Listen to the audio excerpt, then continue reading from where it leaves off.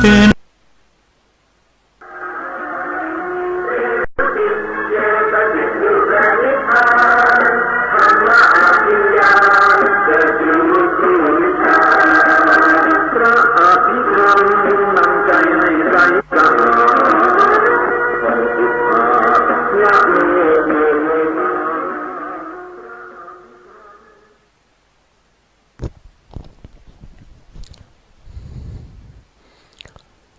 อะระหังสัม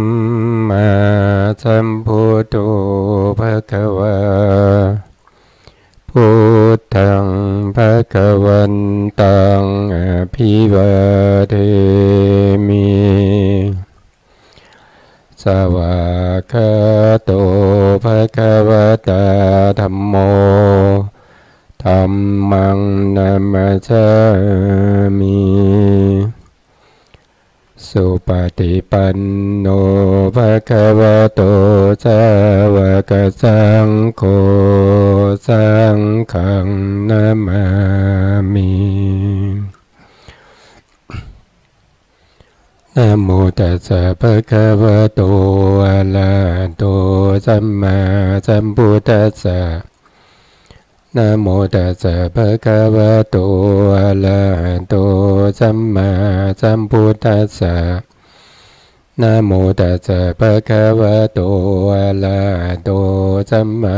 สัมพุทธัสสะสัมมา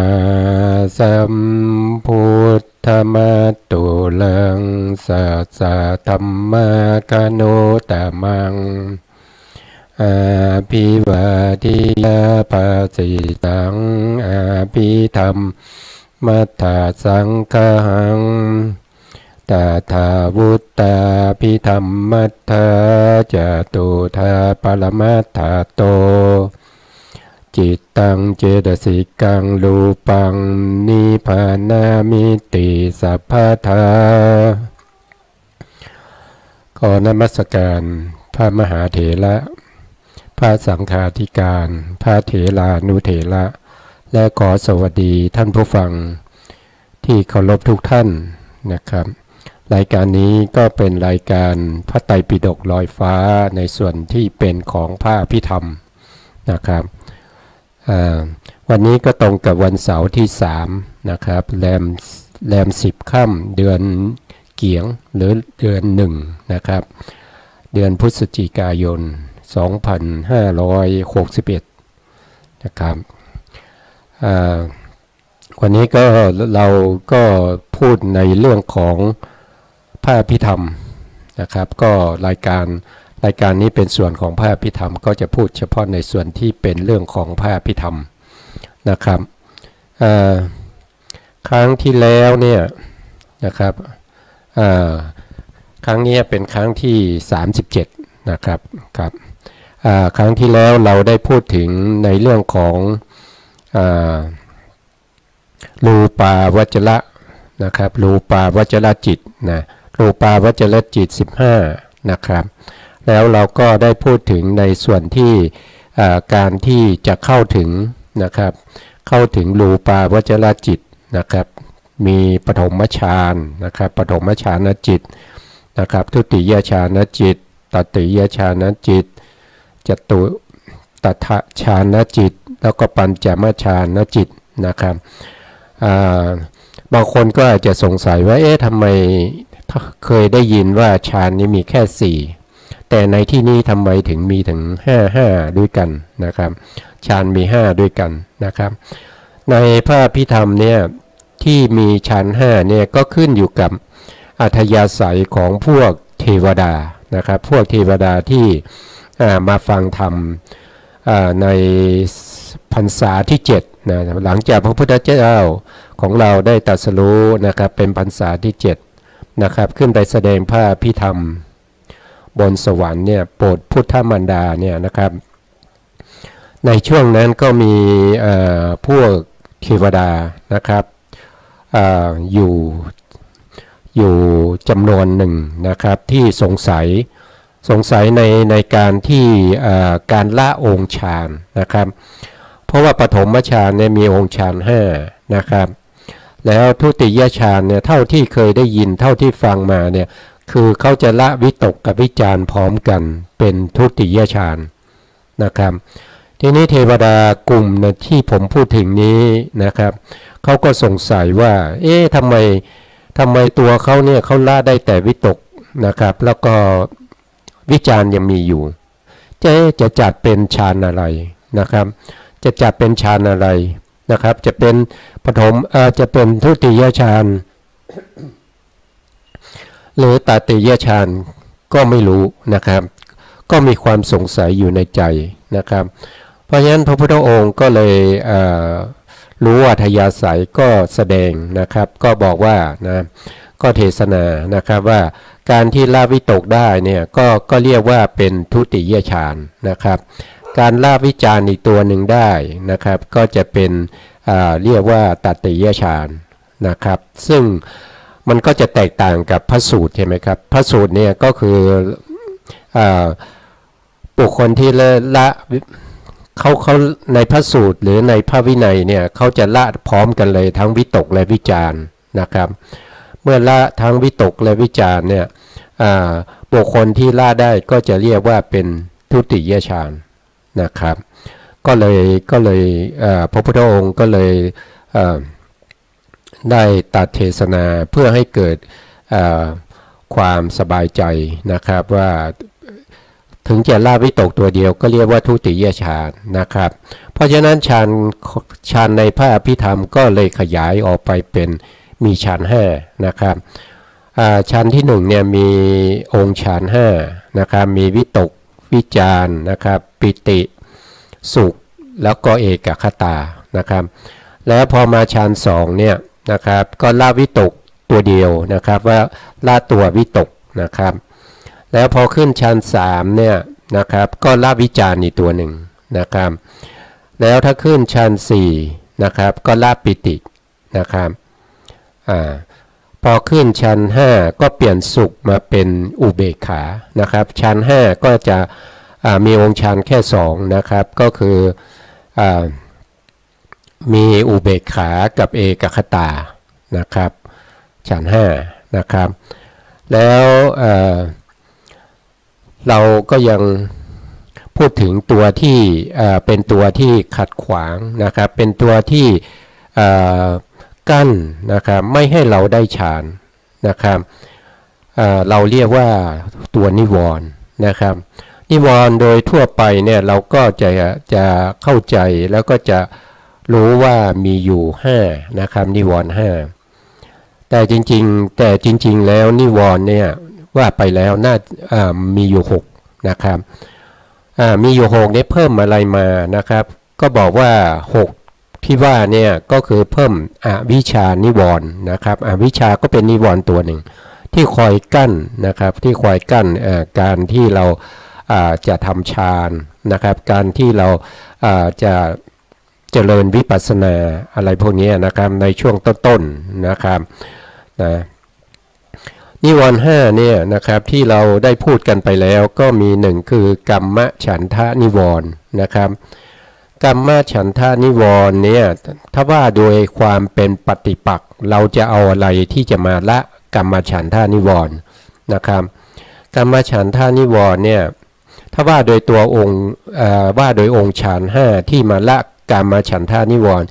ก็คือได้แก่เอกคตานะครับเอกคตาเนี่ยเป็นตัวละกัมมฉันทะนิวรณ์นะครับ2ก็คือพยาบาทนะครับพยาบาทเนี่ยตัวที่ละพยาบาทเนี่ยก็คือองค์ฌานที่ชื่อว่าปิตินะครับตัวปิติเนี่ยจะมาละพยาบาทนะครับแล้วอันที่3นิวรณ์เนี่ยก็จะชื่อว่าถีนมิทะนิวรณ์นะครับถีนมิทะเนี่ยก็จะละได้ด้วยตัววิตกนะครับตัววิตกที่เราพูดถึงเมื่อกี้นะครับที่ว่าพอขึ้นชั้น2เนี่ยเราจะละตัววิตกนะครับแต่ตัววิตกเนี่ยจะเป็นปฏิปักษ์กับถีนมิทะนะครับถีนมิทะคืออะไรถีนมิทะก็คือการที่ทำให้จิตเราเนี่ยง่วงเหงาเศร้าซึมนะครับทำให้เรารู้สึกว่าเกิดอาการง่วงนะครับ เกิดการที่ไม่ขจับกระเฉงนะครับเกิดความขี้เกียจนะครับเกิดความท้อถอยในการที่จะกำหนดในการที่จะรู้อารมณ์ที่เป็นหลักในการที่เรากำลังเจริญภาวนาอยู่นะครับก็จะต้องมีวิตกเนี่ยนะคอยช่วยในการที่จะยกจิตเนี่ยขึ้นสู่อารมณ์ที่เราใช้ในการบริกรรมนั้นนะครับอยู่บ่อยๆนะครับอันนี้ก็เป็นตัวที่จะละถีนามิทะนะครับซึ่งเป็นนิวรณ์ตัวที่3นะครับละได้ด้วยวิตกนะครับต่อไปก็คือนิวรณ์ตัวที่4ตัวที่4เนี่ยเขาจะมีองค์ธรรมอยู่2นะครับก็คืออุทธัจจะกับกุกุจจะนะครับอุทธัจจะกับกุกุจจะเนี่ยละได้ด้วยตัวสุขนะครับองค์ฌานที่ชื่อว่าสุขเนี่ยนะครับที่เปรียบเสมือนกับที่เราเคยพูดไปว่าเปรียบเสมือนกับว่าคนหลงทางนะครับในทะเลทรายเนี่ยนะครับพอได้เห็นต้นไม้นะครับแล้วก็มีบ่อน้ำนะครับแล้วก็เข้าไปใต้ต้นไม้แล้วก็ได้ดื่มน้ำนะครับอันนั้นจะเป็นลักษณะของคำว่าสุขนะครับแต่ที่เรากำลังเห็นเนี่ยเรายังเดินไปไม่ถึงเนี่ยในขณะที่เราเห็นเนี่ยเราเกิดความดีใจเกิดปิติขึ้นนะครับอันนั้นก็จะเป็นลักษณะของปิตินี้เขาจะละพยาบาทนะครับแต่ตัวสุขเนี่ยเขาจะละอุทธัจจะกุกุจจะนะครับอันนี้มีองค์ธรรม2นะครับบางคนอาจจะสงสัยว่าองค์ธรรมเนี่ยคืออะไรนะครับองค์ธรรมเนี่ยก็คือคำนะครับที่เอามาใช้นะครับที่เอามาใช้ในการที่มากำหนดสภาวะธรรมนั้นๆนะเรียกชื่อสภาวะธรรมนั้นๆนะครับเช่นสภาวะธรรมที่เป็นสุขเนี่ยคำว่าสุขเนี่ยมาจากไหนก็คือมาจากว่าเราต้องมีความรู้สึกว่าเป็นสุขก่อนนะครับเราถึงจะใส่ชื่อลงไปว่าอาการลักษณะอย่างนี้เนี่ยเขาเรียกว่าสุขใช่ไหมครับอาการลักษณะอย่างนี้เนี่ยที่มันง่วงเหงาเหานอนเนี่ยอาการลักษณะนี้เราเรียกว่าถีนมิทะถีนะนะครับมิทะนะครับถีนมิทะนะครับเป็นนิวรณ์นะครับนะองค์ธรรมก็คือชื่อที่ใช้ในการเรียกชื่อของสภาวธรรมนะครับที่เกิดขึ้นนะครับก็คือเป็นตัวที่มารองรับสภาวธรรมที่เกิดขึ้นนะในปรมัตถธรรมที่เราเรียนมาที่เรากำลังเรียนอยู่เนี่ยนะครับปรมัตถธรรมก็จะมีอยู่4ใช่ไหมครับนะ4อย่างนี้ก็จะมีจิตแล้วก็มีเจตสิกมีรูปแล้วก็มีนิพพาน4อย่างนี้ก็จะเรียกว่าเป็นองค์ธรรมนะก็จะเรียกว่าเป็นองค์ธรรมองค์ธรรม4อย่างนี้ก็กระจัดกระจายอยู่ในร่างกายของเรานี่แหละในเมื่อสภาวะธรรมไหนเกิดขึ้นนะครับอย่างเช่นจิตที่เรารู้สึกว่าเป็นความโลภนะครับเป็นความโลภเกิดความอยากความโลภความยินดีความพอใจความเพลิดเพลินอะไรพวกนี้องค์ธรรมเขาคือได้แก่ตัวโลภะนะครับโลภะเนี่ยก็คือแสดงถึงอาการของความเพลิดเพลินดีใจอย่างพวกนี้นะครับเราจะเรียกว่าเป็นองค์ธรรมนะเป็นองค์ธรรมโลภะคือเป็นองค์ธรรมของสภาวะแทนความรู้สึกอย่างนั้นนะครับก็จะเรียกว่าเป็นสภาวะธรรมนะครับหรือที่เราเรียกว่าเป็นองค์ธรรมนะครับอันนี้ก็เป็นองค์ธรรมนะครับต่อไปอันที่5เนี่ยก็คือวิจิกิจฉานิวรณ์นะวิจิกิจฉานี่ก็คือความลังเลสงสัยนะครับที่เราเรียนในครั้งก่อนนู้นนะครับเรื่องของกุศลจิต12นั้นเราก็จะเห็นว่ามีวิจิกิจฉาสัมปยุตตจิตใช่ไหมครับเราก็รู้ว่าวิจิกิจฉาเนี่ยก็คือความลังเลสงสัยไม่ปักใจในการเชื่อนะครับซึ่งตัวนี้จะเป็นจริงๆแล้วเขาจะเป็นปฏิปักษ์กับความเชื่อนะครับแต่การที่เราทำฌานนะครับทำสมาธิ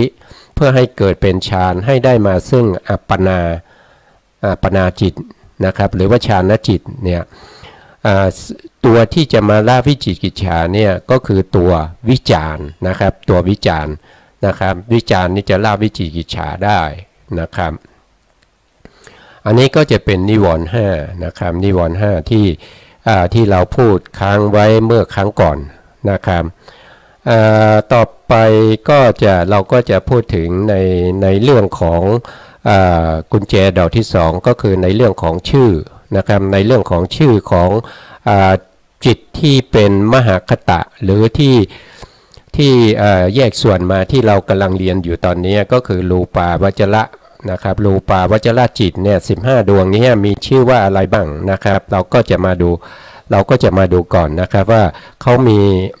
มีชื่อมีเสียงว่าอย่างไรนะครับแต่ละดวงนะครับที่เราที่ในชาร์ตปรมัตถธรรมทั้ง4ข้างหลังผมนะครับ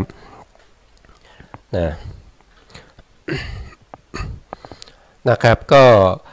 เรากำลังพูดถึงตรงนี้อยู่นะครับตรงนี้นะครับตรงนี้ที่เรียกว่ารูปาวจรจิต15นี่นะครับ15นี้เรากำลังพูดถึงตรงนี้อยู่ตรงนี้เนี่ยตรงนี้ก็จะมีแถวที่1เนี่ยเราเห็นว่าที่เป็นสีเหลืองนะครับที่เป็นสีเหลืองเนี่ยเราก็จะเรียกว่ารูปาวจรกุศลจิตนะครับรูปาวจรกุศลจิต5นะครับรูปาวจรกุศลจิต5นะครับแถวที่2เนี่ยก็จะเป็นรูปาวจรวิปากจิต5ที่สีเขียวนะครับที่สีเขียวแล้วก็สีฟ้านี้นะครับสีฟ้านี้เราก็จะเรียกว่าเป็นรูปาวจรกิริยาจิต5นะครับทีนี้ผมก็ยกเอาแถวที่1ก่อนนะแถวที่1เนี่ยนะครับมาไว้ในตรง A4 นี้นะครับไม่รู้ว่าจะเห็นชัดเจนหรือเปล่านะครับตรงนี้นะครับก็พยายามที่จะทำให้ชัดขึ้นนะครับตัวสีเหลืองเนี่ยที่เราเรียกว่าเป็นกุศลจิตเนี่ยผมก็ยกมาเป็นดวงข้างบนดวงสุดข้างบนนี้นะครับที่เป็นสีเขียวที่เรียกว่ารูปาวจรวิบากเนี่ยผมก็ยกมาเป็นดวงที่2อยู่ตรงนี้นะครับดวงที่3ที่เป็นรูปาวจรกิริยาเนี่ยก็จะอยู่ตรงนี้นะครับก็ยังเห็นนะครับตรงนี้นะครับสีดำเนี่ยนะฮะนะครับรูปาวจรจิตเนี่ยนะครับรูปาวจรกุศลจิตนี่นะครับดวงที่1เนี่ยเราก็จะเห็นว่าเขาจะมีเลข5อยู่ข้างบนนะครับเลข5อยู่ข้างบนเลข5นี่แสดงให้รู้ถึงว่าองค์ฌานนะครับ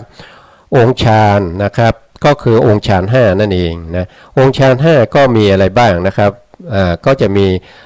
วิตกนะครับวิจารนะครับปีตินะครับสุขนะครับแล้วก็เอกคตานะครับแล้วแถวตรงนี้เราจะเห็นว่าปัฐมะนะปัฐมะก็คือปฐมฌานนั่นเองนะครับปฐมฌานนะครับส่วนตรงนี้ก็เป็นกุศลนะครับเจตสิกประกอบได้35นะครับเจตสิกประกอบได้35จิตดวงนี้ทั้งหมดเนี่ยเราเรียกว่ารูปาวจรกุศลจิตนะครับรูปาวจรกุศลจิตดวงที่1นะครับก็คือดวงนี้นะครับยกมาตรงนี้นะครับแล้วตรงที่เป็นวิปากจิตนะครับก็ยังมีองค์ฌาน5เหมือนเดิมนะครับแล้วก็เป็นปฐมฌาน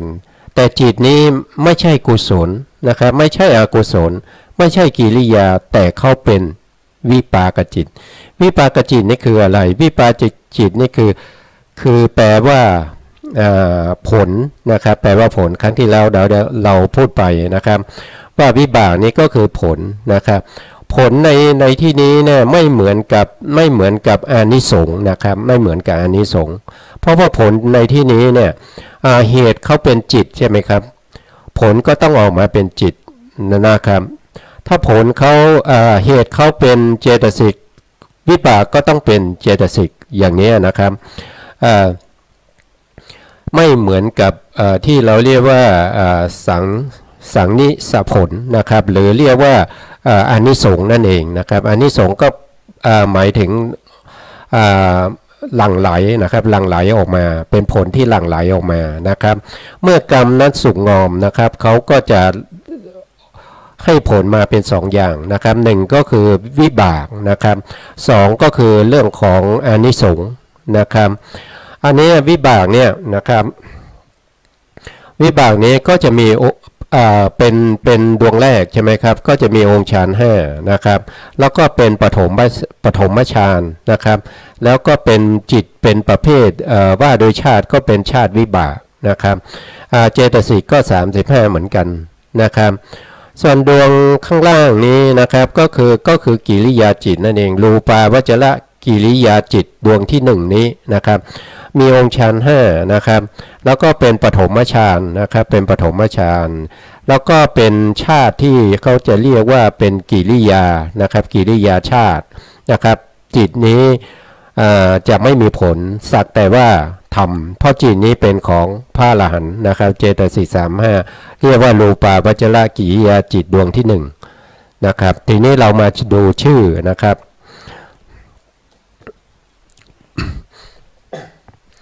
เรามาดูชื่อนะครับอันนี้เราก็จะมีชื่ออย่างนี้นะครับเอาองค์ฌานมาก่อนนะครับเอาองค์ฌานมาเอาองค์ฌานนะครับ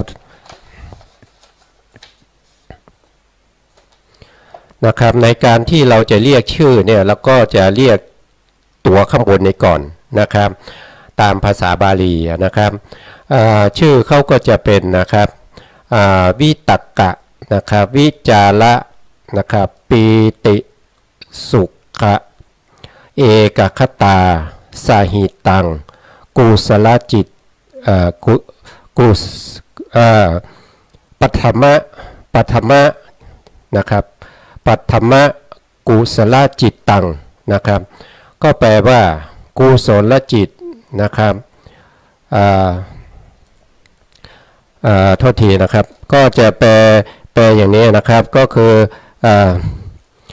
แปลจากตัวนี้ก่อนนะครับปฐมฌานกุศลจิตที่เกิดขึ้นพร้อมด้วยองค์ฌาน5นะครับมีองค์ฌาน5คือวิตกวิจารปีติสุขเอกคตานะครับเป็นกุศลนะครับดวงที่เป็นวิบากก็จะมีชื่อเหมือนเดียวกันกับที่เป็นกุศลนะครับก็จะชื่อบาลีก็คือวิตักกะวิจาระปีติสุขะเอกคตานะครับปัทมะวิปากจิตนะครับจิตปฐมฌานจิตนะครับปฐมฌานวิปากจิตนะครับ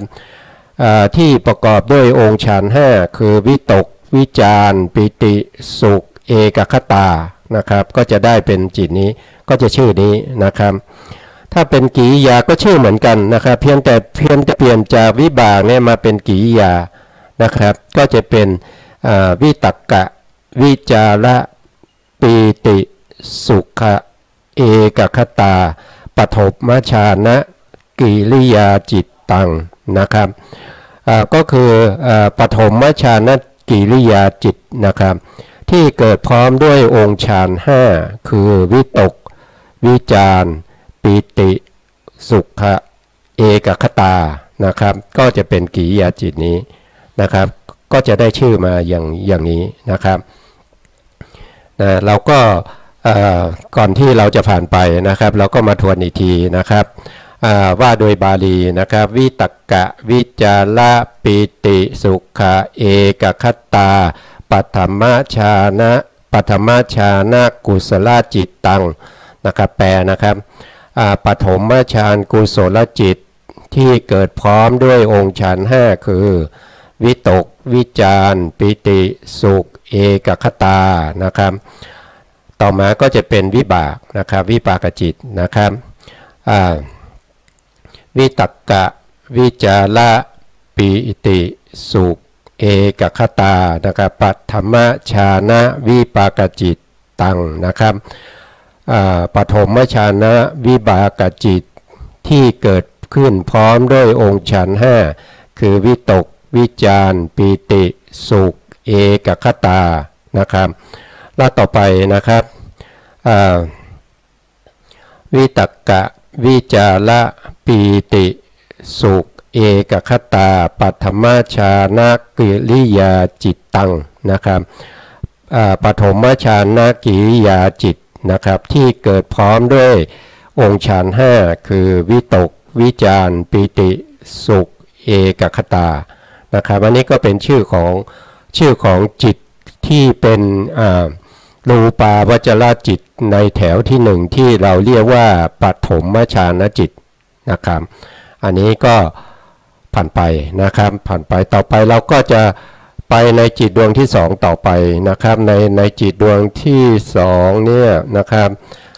ก็จะเป็นประเภทที่เราเรียกว่าเป็นทุติยฌานนะครับทุติยฌานก็คือแถวนี้นะครับนะในกุศลนะครับรูปาวจรกุศลดวงที่สองนะครับดวงที่สองนะครับอันนี้ดวงที่สองของกุศลนะอันนี้ก็ดวงที่สองของวิบากนะครับอันนี้ดวงที่สองของกิริยานะครับกิริยา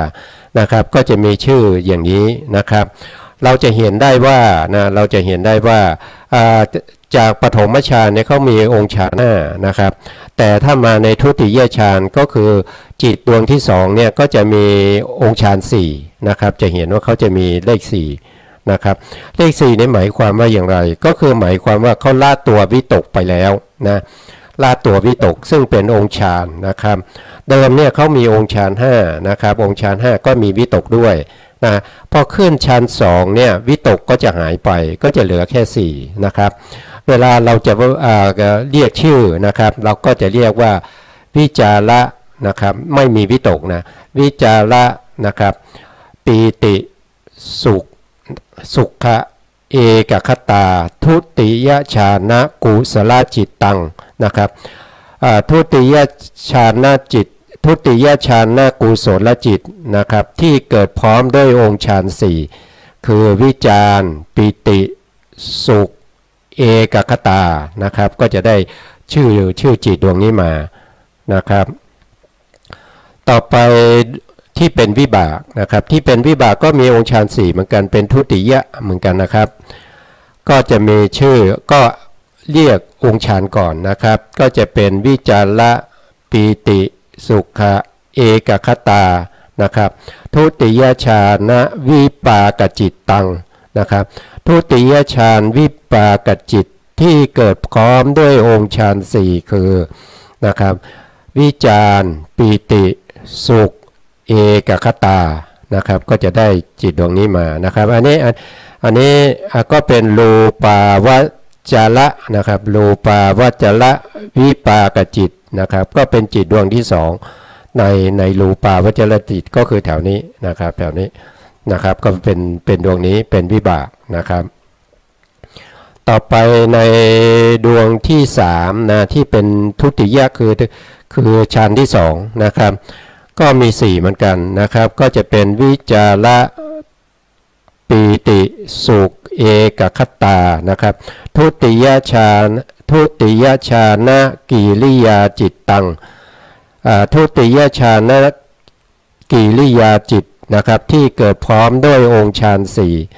นะครับคือวิจารปีติสุขเอกคตานะครับวันนี้ก็จะได้ชื่อของจิตในแถวที่สองที่เรียกว่าทุติยฌานจิตนะครับอันนี้ก็ผ่านไปนะครับต่อไปก็จะเป็นฌานที่สามนะครับฌานที่สามในฌานที่สามเนี่ยก็จะเป็น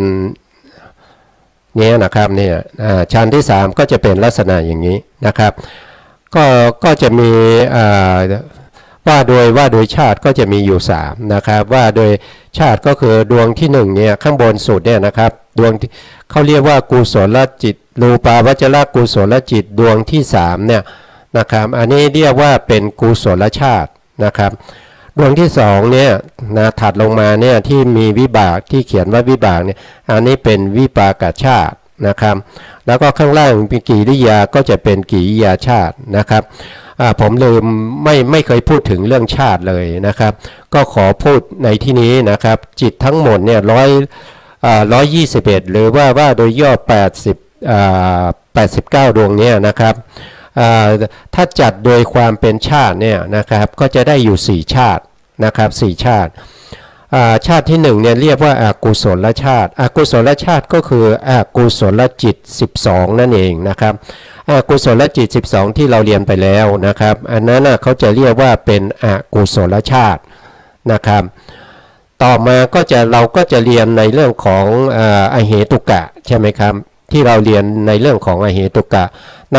อเหตุกะนี่ก็มีอยู่3แถวนะครับมี3แถวที่เราเรียนไปนะครับแถวที่1นี่เป็นอกุศลวิบากใช่ไหมครับแถวที่2นี่ก็เป็นอเหตุกะกุศลวิบากและแถวที่3เนี่ยก็จะเป็นอเหตุกะกิริยานะครับตรงนี้เนี่ยก็จะมีอยู่2ชาตินะครับชาติที่1ก็คือพวกที่เป็นวิบากที่เป็นอกุศลวิบากอกุศลวิบาก7ดวงนะครับแล้วก็อเหตุกะกุศลวิบากอีก8ดวงอันนี้เราเรียกว่าเป็นวิปากชาตินะครับวิปากชาติแล้วในแถวที่3นะแถวที่3ที่มีปัญจทวาราวชนะจิต1ใช่ไหมครับมโนทวาราวชนะจิต1และหาสิตุปาทจิตอีก1เนี่ย3ดวงนี้เราจะเรียกว่าเป็นกิริยาชาตินะครับกิริยาชาตินะครับก็มาดูนะครับตรงที่ผมพูดไปเนี่ยมันจะอยู่ข้างหลังข้างบนนะครับแต่ตอนนี้เรามาพูดถึงตรงนี้ก่อนนะครับตรงที่เป็นกามาวจรโสภณจิต25นะครับตรงนี้ก็จะมีอยู่3ชาตินะครับสีเหลืองนี่นะครับเราก็จะเรียกว่ากุศลชาตินะครับถ้าเป็นสีเขียวนี่เราก็เรียกว่า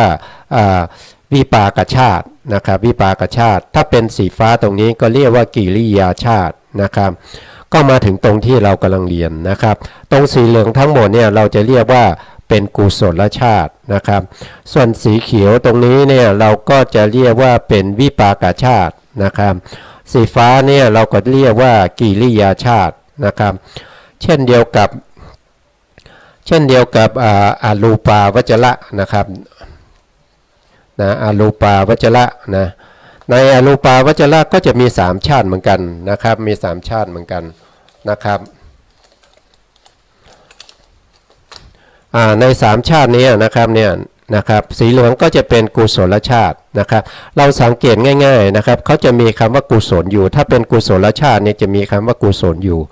นะครับถ้าเป็นวิปากชาติเนี่ยก็จะมีคำว่าวิบากนะครับวิบากอยู่หรือวิปากะเนี่ยนะครับก็จะเรียกว่าเป็นวิปากชาตินะครับแล้วก็ถ้าเป็นกิริยาชาติเนี่ยก็จะมีกิริยานะครับกิริยาอยู่ตรงนี้นะครับก็เป็นกิริยาชาตินะครับแล้วทีนี้เรามาดูในเรื่องของมรรคจิตและผลจิตนะมรรคจิตเนี่ยมี4หรือ20นะครับผลจิตก็มี4หรือ20นะครับแล้วเขาจะเป็นชาติอะไร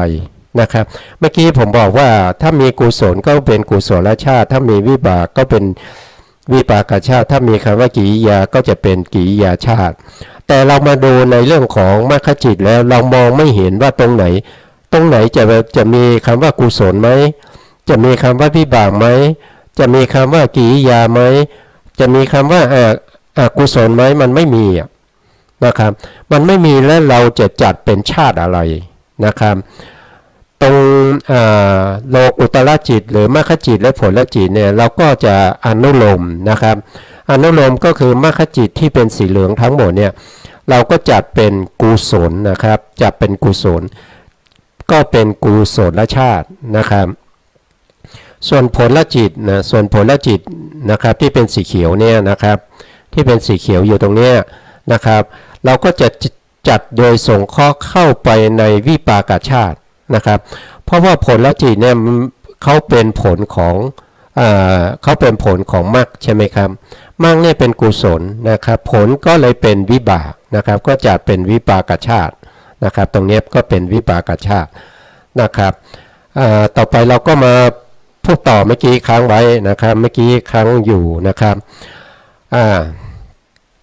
อันนี้เป็นฌานที่3ก็คือแถวที่3นี้นะแถวที่3นี้นะครับแถวที่3นี้ในแถวที่3เนี่ยข้างบนเนี่ยเราจะเห็นว่าเขาเขียนเลข3มาไว้นะเลข3นี่ก็คือหมายถึงตัวองค์ฌานนะครับ องค์ฌาน3เนี่ยนั่นแสดงว่าเดิมเนี่ยมันมีองค์ฌาน5ใช่ไหมครับตอนนี้เหลือองค์ฌานอยู่แค่3นั่นแสดงว่าเขาละองค์ฌานไป2ใช่ไหมเขาละองค์ฌานไป2นะครับก็คือละองค์ฌานที่เป็นวิตกกับวิจารหมดเลยนะครับละวิตกกับวิจารนะครับ2อย่างหมดนะเหลือแต่เฉพาะที่เป็นปิติแล้วก็สุขกับเอกคตานะครับเพราะฉะนั้นเวลาเราจะเรียกชื่อเนี่ยเราก็จะเรียกที่ตัวที่เป็นองค์ฌานก่อนนะครับก็จะเป็นปิติสุขะเอกคตานะครับตติยฌานะกุศลจิตตังนะครับตติยฌานกุศลจิตนะครับที่เกิดพร้อมด้วยองค์ฌาน3นะคือนะครับคือปิติสุขเอกคตานะครับปิติสุขเอกคตานะครับเขาก็จะเป็นชื่อในลักษณะนี้นะครับต่อไปก็จะเป็นจิตที่เป็นวิปากชาตินะครับในรูปาวจรวิบากจิตดวงที่3นี่เองนะครับก็จะเป็นปิติสุขเอกคตานะครับตติยฌานะวิปากจิตตังนะครับ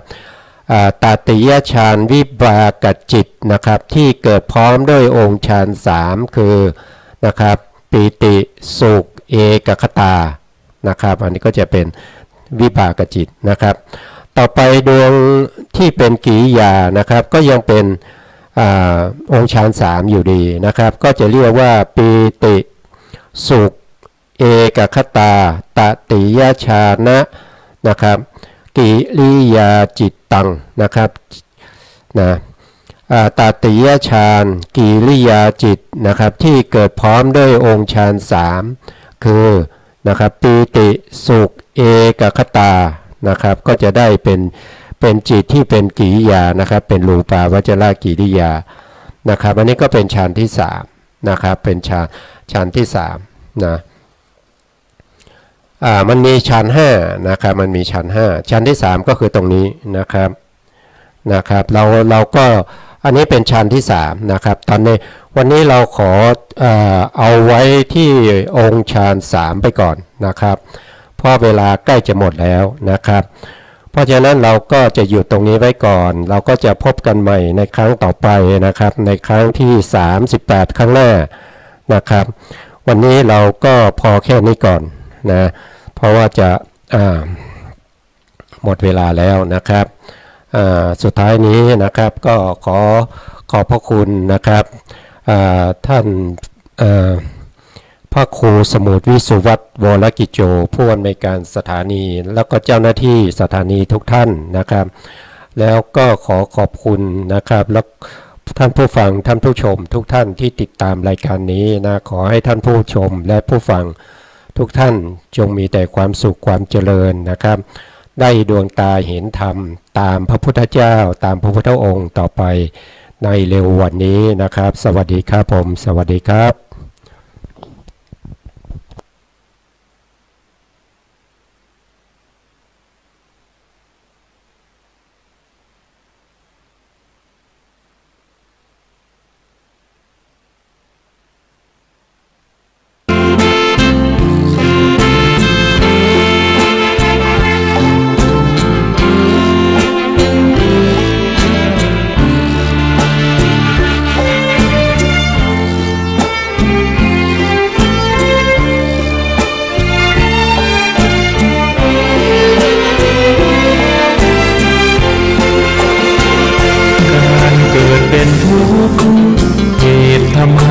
เกิดทุกข์ช่องทางดับทุกข์นั้นคืออุเบกขา